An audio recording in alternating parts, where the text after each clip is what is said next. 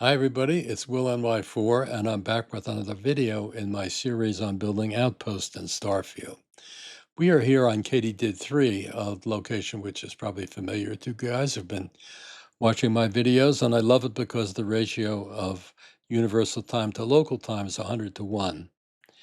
I built this platform and put down some extractors you see here for Indicite and silver, and the theory was I was going to recreate my Zeteropiki factory, which unfortunately crashed.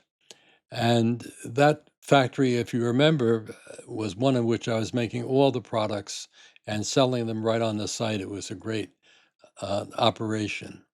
But I think that probably it was too much happening in one location. Plus, I was experimenting with a bunch of different mods, and um, so the Creations Club mods then began to conflict with Nexus mods.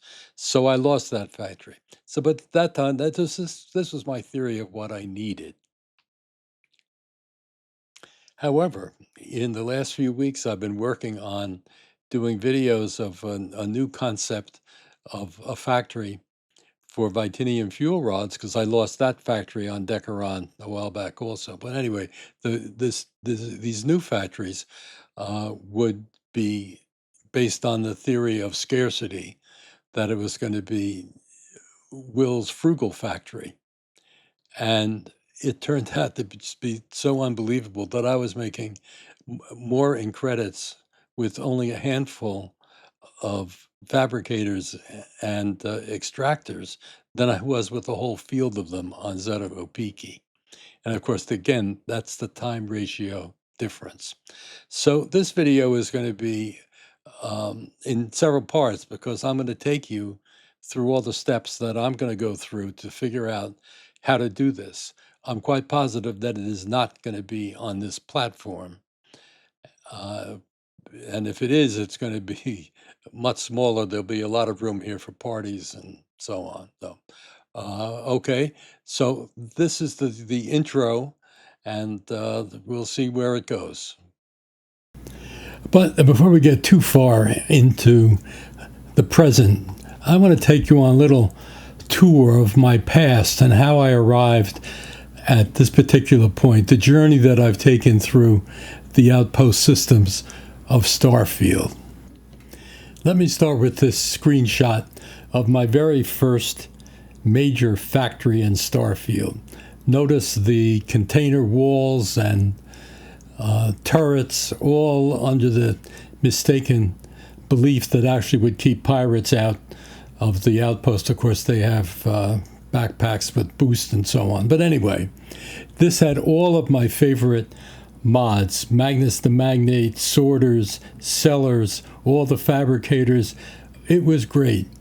But I got into a very serious problem of slowing down. There was so much happening here, and there were difficulties with the Magnus sorters at that time. They were so fast that they were slowing the game down. And eventually, this is what happened. You know, everything looks great from here, but once you get down on the factory floor, you see the fatal problem. Everything's floating off the ground. The cellars are gone. The sorters are gone. And any attempt to fix it immediately crashed the desktop. I got desperate and thought, maybe I'll build another one. And you can see off in the distance, I started it. But actually, I was demoralized. I didn't like Linnaeus 4 that much as a place to build. It's volcanic, it's nasty, the climate is crummy. And I decided I'm going to try something completely different. So here we are. I'm arriving on Zeteropiki 1, which is a beautiful, moderate, temperate climate. I had nice silver and alkanes there and tantal. A lot of great resources. The only downside, as I found out later, was the fact that an hour of local time is only equal to a half an hour of universal time. This is a very serious problem. But I finally got it done, and here's the area view. This was my pride and joy. I love this factory. And as you can see, I had all the components. As we go down to the floor, you'll see I had my spice bins gathering huge quantities of materials, wasteful, of course, extravagant. I had my sellers here along the side that were selling some of the finished products, turning them right into credits. And as we go down here past the simple lever, we get over, well, there's a lot of Vytinium, so adaptive frames rather. And now we have the compound fabricators. And I had X for selling off excess here. You see all those sellers. And finally, we have the multiplex fabricators. And you notice there's not a lot of stuff in there because it's all being sold directly through these magnets-to-magnate sellers here that don't show any inventory because they are all the credits are automatically transferred up down this nice little catwalk into my little shack here and my Galbank container, and you can see the massive amounts of credits. So when I built this factory, I was operating under the principle that I was trying to minimize the number of cargo links. So the entire setup that I made was done for efficiency. And of course, this was during the era in which the cargo links were a terrible problem. And anything you could do to reduce your dependence on them was a benefit. So here's the chart of the setup for that factory. And I thought I had learned my lesson from the first factory that failed by having too many things happening right on that site. So I decided to decentralize the distribution and set up 3 separate distribution centers on Zeta 3A. And all the planets and moons would funnel their materials into there. And then I just have local cargo links that would connect back to the home base. Now, at that time, I was not taking time differences into account at all. It happened to my benefit that Zeta 3A had pretty good time ratio. I think it's like 29, but it could certainly have been better.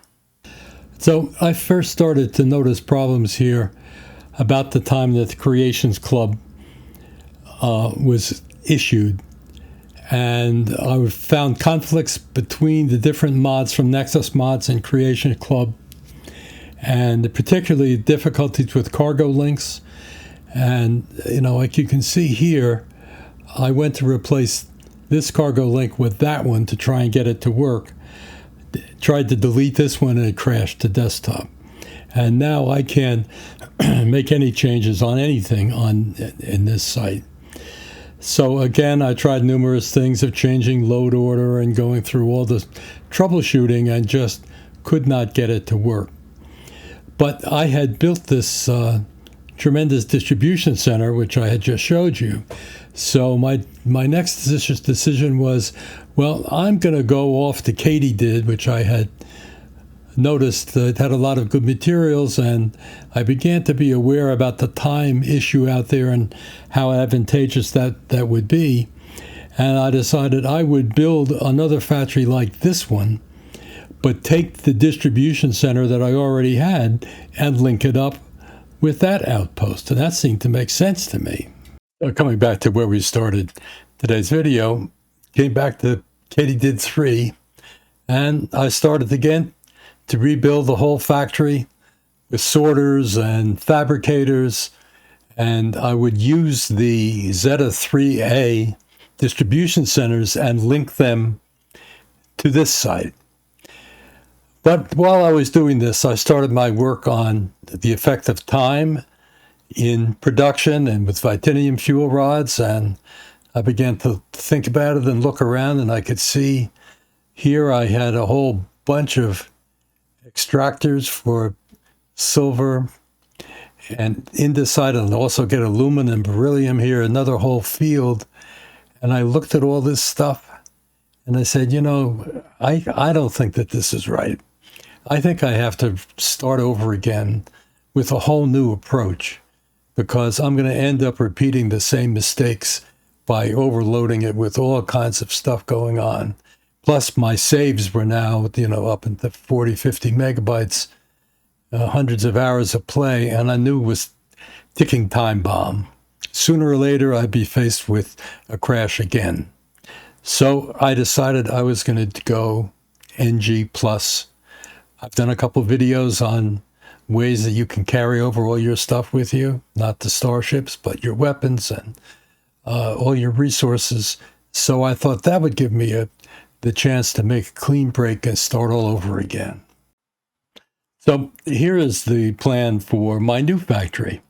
And it's based on two principles that are very different from the last one. One, as I think I probably mentioned, I believe that the cargo link problem's been solved with Darkstar Astrodynamics cargo links and cargo containers. And then I thought about my own research on time and production and decided I would look for resources on locations that had the highest ratio of universal to local time. And then finally, maybe that's three things, but finally, I wanted a frugal, simplified system. And I think that would result from what I've articulated already, that with that time difference and with efficient cargo links, you don't need a forest of extractors or another forest of fabricators. I have done a video on Vytinium fuel rods in which I was able to make a fortune on Charybdis 5, as it happens, making Vytinium fuel rods with just one line of, I guess, 6 fabricators. But in any event, so here's the system. Charybdis 5 would be the home base, and it has a ratio of 100. It has copper, and antimony, and gold. Charybdis 6, cobalt, nickel, and uranium in the same system, also 100. And then I created 4 intermediary locations on Sirius 1. Now, Sirius 1 is the only planet or moon, happens to be a planet, that has helium, which is critical here when we're doing high volume. And it also has a ratio of 100 to 1. So each of these 4 sites then accumulates what's incoming from the other locations. Now, it all looks pretty good, except the organics almost completely are very, very poor. And it also is complicated to make them, of course, as we know, because with some you can just do with greenhouse, others require animal husbandry and greenhouse. Some require fiber to be transported or water to be transported, so that's a more complicated system. And whereas for my minerals, the most I ever had was 1 default extractor. For my organics, I'm going more with the industrial level. And of course, we'll all be able to make adjustments as we go along. So let's go out and I'll take a look at, give you a look at how it actually is set up. So let's take a tour of a couple of planets so I can show you how I have gone about and set this up. I'm not going to all of them, guys. I'm sorry. I'll run out of steam before we get past a couple. So here we go. Okay, guys, I have a little special treat here. We've landed on Bardeen 4A, and I'm looking for cesium and lithium. I put down my beacon, and it's just lithium, and I keep, I run around and I'll see lithium, and chlorine, which I don't need. So you've already been here. You know how frustrating it is. But here's a mod which very few people have seen. It's an old one. It's called Mineral Survey Mode. It requires a console command, so it's for PC.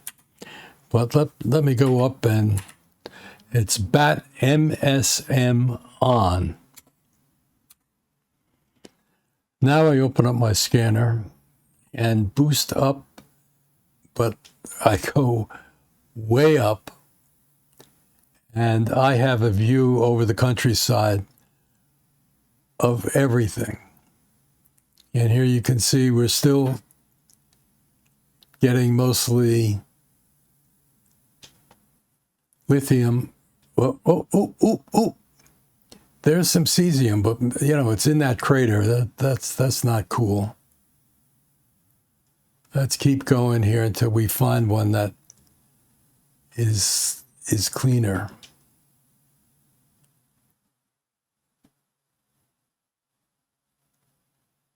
Now, let me try going over here and see.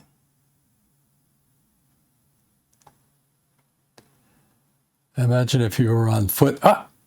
Here's one. It's a small one, but with my new frugal approach here, I don't need a large quantity. I just need enough to put down one little default extractor. So, okay.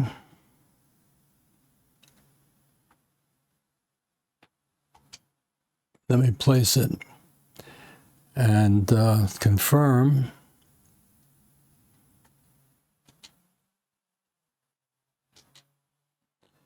Now let's see.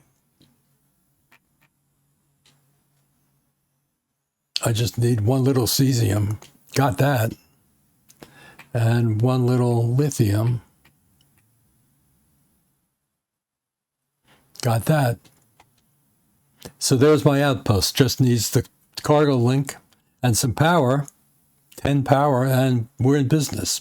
So to get out of this mod, you have to go back into the console command and bat MSM off. And now you're back to normal again. So I hope you enjoy this little detour.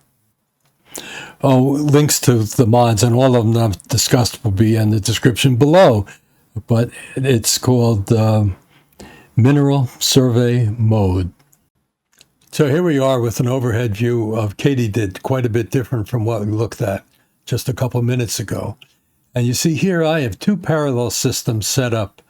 One of them connects to cargo links, and it's just single default extractors for Indicite, silver, aluminum, and Beryillium. I also have a parallel system that connects with the universal stash outpost collector, as you can see here. And the reason I'm doing that is it maintains as a parallel production system that's going to help me monitor how my system is going. It also is a place that I can gather spare resources if I'm having problems somewhere and don't want to bother to go out and look and solve them right away. But this is the new frugal approach. Well, here's an overview of the typical distribution center on Sirius 1. This is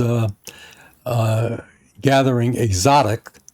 And for example, here's plutonium, europium, tungsten, palladium, lithium and cesium, dysprosium, all going to the Charybdis home base. And of course, you can see I have lots of industrial extractors for helium. As I've mentioned before, I'm going to need a lot of it when I start to be sleeping for hundreds of hours. So, okay, now let's go to the home base. So guys, here's the overhead view of the Charybdis 5 setup. I have Tank Girl 444's player home here, one of my favorites. And this is Darkstar Terminus with the Darkstar spaceship on it. And then my various cargo links that connect to the Sirius 1 distribution centers. And you can see that I have single default extractors here for copper, antimony, and gold that connect with the Darkstar transfer container. I have second extractors that will connect to Universal Stash as for my monitoring system. I haven't done that yet. But the experiment here is to see whether the transfer container will actually work and link to multiple devices. Now, I've set up Magnus's sorters here, and it does link to them although I'm not sure I want to use them. With my Vytinium fuel rod factory, I just came off the transfer container directly to fabricators, and it seemed to sort the materials pretty well. So we'll have to see about that. But just to go down and ground level here, you see that this transfer container is got lots of materials in it already, and more of them coming in. And I love this one because if we open it up, you see that it has a mass of 100,000. So far, I only have a couple thousand in there, so I think it should work pretty well. But okay, that's where I'm going to stop this part 1. And then part 2, I should have everything built out, and I can show you how that works. Bye-bye.